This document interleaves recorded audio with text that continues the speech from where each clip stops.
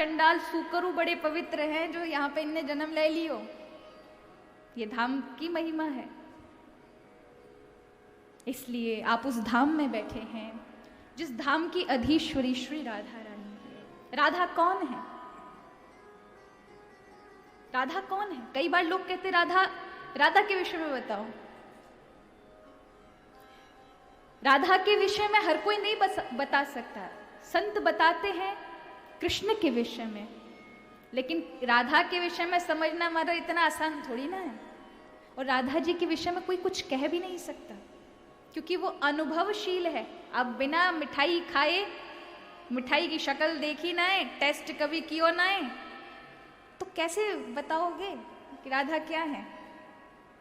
जीवन में जब वह भक्ति का स्वाद प्राप्त होता है, रस प्राप्त होता है, तो व्यक्ति कुछ कहने योग्य बचता नहीं है, उसके मुख से शब्द नहीं निकल पाते, पर उसका जीवन बता देता है क्या इस पर श्री जी की कृपा बरसी है।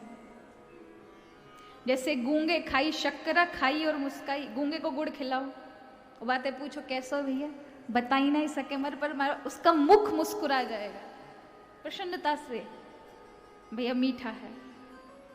उसी तरह से श्री राधा रानी प्रेम स्वरूप है। क्या है? प्रेम। इसलिए हमारी राधा रानी पहले आती हैं। ठाकुर जी से कितने महीना बड़ी हैं? 11.5 महीना हमारी ठाकुर जी से बड़ी हैं श्री राधा रानी। राधा रानी का प्राकट्य पहले होता है, बाद में ठाकुर जी नंद के आनंद करवे आमे महाराज। यानी पहली भूमिका प्रेम की होती है, और जहां प्रेम होगा वही आनंद हो सकता है, अन्यथा नहीं होगा। वहां बिना प्रेम के आनंद नहीं है। व्यवहारिकता में भी देख लीजिए, आप तो रात दिन उस चीज को अनुभव करते होंगे। हमारे जीवन में, हमारी दृष्टि में जितने भी सुख के साधन हैं, जिनको हम सुख मानते हैं, किसी के पास अच्छा बंगला हो, अच्छी गाड़ी हो, नौकर चाकर हो, अच्छा परिवार हो, सब कुछ अच्छा हो, जो भी चीजें आपकी नजर में सुख देने वाली लगती, वो सारी चीजें आपके पास हो। अच्छा कमरे में एसी लगा हो, अच्छा बेड हो, बेड का गद्दा बहुत अच्छा हो, मुलायम हो, आपके पास सुंदर सुंदर वस्त्र हो, नौकर चाकर हो, बस हाय आपकी हर चीज में चाकरी बजाते हो, लेकिन वहां प्रेम ना हो तो क्या होगा? वहां सब साधन हो आपके पास, संसार के सारे सुख हो, लेकिन प्रेम ना हो तो क्या होगा? जीवन नजर आएगा आपको कि वो सारे साधन आपको फीके नजर आएंगे, फीके नजर आएंगे। प्रेम की इतनी बड़ी महत्वपूर्णता है कि अगर वह सिर्फ प्रेम हो और साधन सुखी ना हो, तो एक धनपति भी प्रेम के वशीभूत होकर के अभाव में रहने को भी तैयार हो जाता है, कि वह अपनी बड़ी बड़ी चीजों को छोड़ करके एक अभाव में दुखी लोगों के यहां पर भी उनके साथ रहने में भी प्रसन्नता व्यक्त करता है। क्यों? प्रेम दिखाई पड़ता है उसे।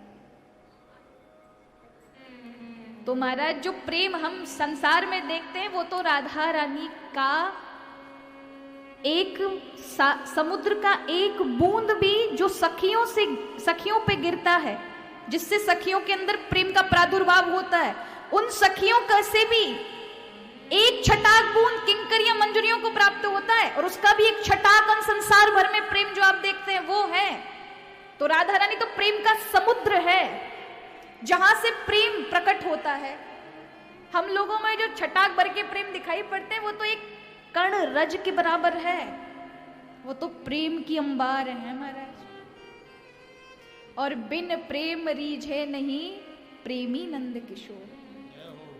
भगवान प्रेम के बिना नहीं रीझ सकते, इसलिए राधा के बिना श्याम आधा है। क्यों आधे हैं? बिना प्रेम के ठाकुर जी को आप पा ना सके। दुनिया की कोई ताकत, किसी चीज में ताकत नहीं है वस्तु में प्रभु को प्राप्त कर ले, लेकिन एक प्रेम में ताकत है कि भगवान पीछे पीछे हमारा सेवक की तरह, मैं संतन को दास संत मेरे मुकुटमणि। मैं संतों का दास हूं, संत मेरे मुकुटमणि हैं। वो किसने ये भूमिका बनाई? प्रेम ने बनाई। तो वो प्रेम की सराबोर समुद्र है श्री किशोरी जी। इसलिए कहा भैया, यशा विश्व भरता यशांके विलुंठन कृष्णस्य गोलोकाख्यम नेव सस्मार राधिकाम शक्ति धात्री नमामः। वह श्री राधा रानी जब ठाकुर जी उनके अंक में, उनकी गोदी में अपना सिर रखते हैं ना, तो भूल जाते कि वो त्रिलोकी के नाथ, छठ विदई ऐश्वर्य परिपूर्ण भगवान श्री हरि, जो साक्षात संसार को चलाने वाले, जिनकी भ्रकटी मात्र से प्रलय हो जाती है, वो परमात्मा जब राधा रानी की अंक में यानी उनकी गोदी में सिर रख लेते हैं तो अपने आप को भुला देते हैं, भूल जाते जब तक वो अंक में है कि वह स्वयं भगवान है संसार को चलाने वाले। तो वो प्रेम की समुद्र हैं किशोरी जी। इसलिए कहा कि भैया श्री राधा रानी और भगवान में अंतर नहीं है।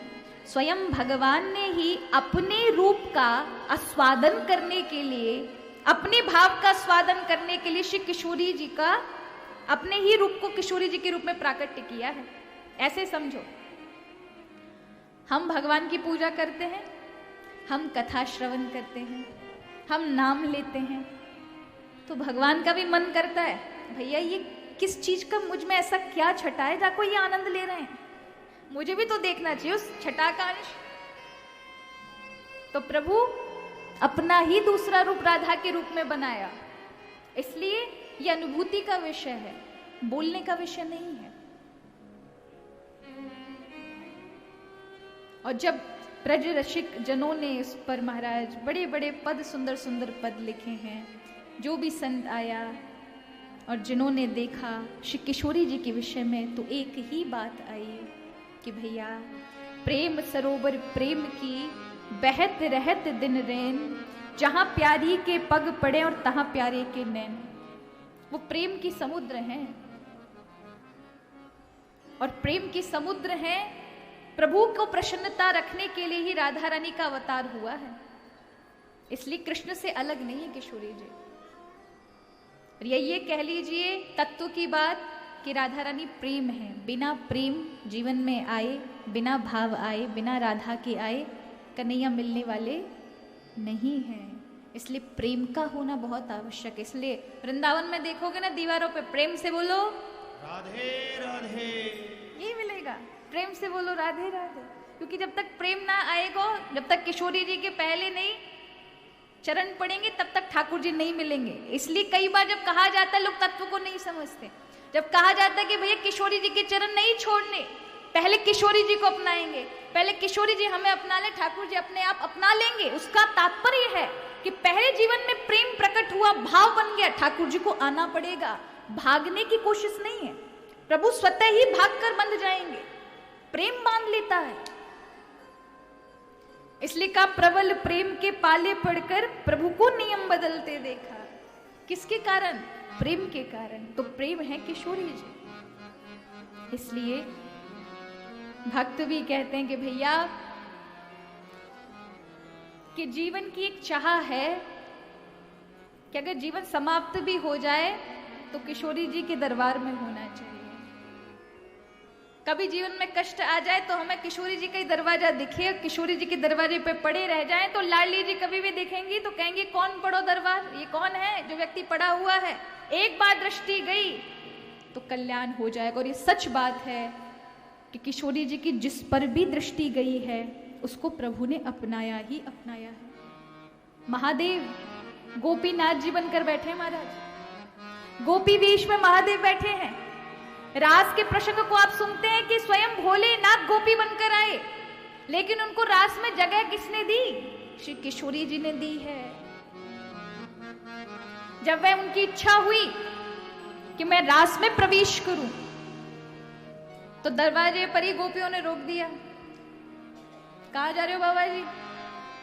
यहां सिर्फ गोपियों का प्रवेश है, आपका नहीं है, चलिए बाहर निकलिए। वो कहते नहीं नहीं मुझे तो अंदर प्रवेश। तो उन्होंने कहा जाके मानसरोवर में स्नान करो, किशोरी जी की प्रार्थना करो, अगर उन्होंने आप पर कृपा की तो आप रास में प्रवेश कर जाओगे। तो हम जब 84 कोस की यात्रा करने गए तो